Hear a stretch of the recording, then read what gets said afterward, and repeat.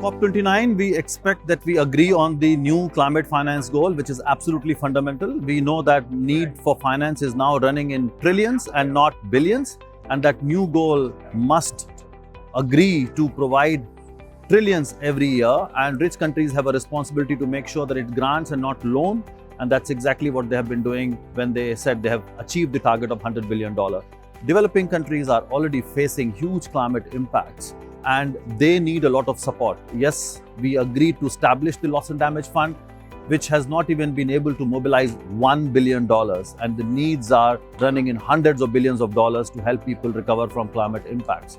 Unless and until we increase the scale and also make sure that communities get access, Loss and Damage Fund will not be successful. So far, we have been able to establish the institution and hire the secretariat, and we are putting things in place, but the scale of money is absolutely fundamental to make sure that communities get the kind of support they need. So what we saw on the very first day of COP, that some standards have been adopted to again promote carbon markets, which are going to lead to offsets and fall solutions. We know that carbon markets have not delivered, and this push bypassing the process and not letting all parties and civil society to have a say is not a step in the right direction. So it sets a very wrong precedent that we wanted to push something which is not robust enough in terms of rules, and letting the markets go for a free ride is not good for the planet. We are not in a position to experiment such things and allow markets to create false solutions. We need real solutions in terms of regulations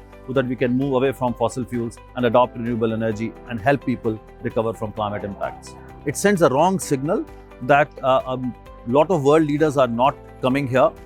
It was really important for them to show up to tell the world how important this COP is, because we are talking about finance. And if we don't get the right kind of finance, we will not be able to achieve all the targets that we have set for climate action.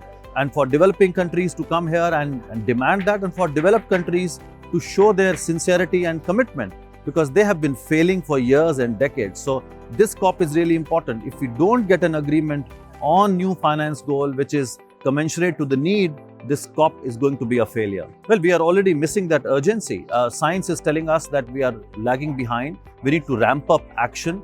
And if we don't do that, we are going to see catastrophe increasing more and more. And that's the kind of the world we are looking at. So we need urgent action, and we need to really ratchet up our ambition and also provide support to people to tackle climate impact. So finance is absolutely central to COP29 so that we get a good decision and then we are able to implement that.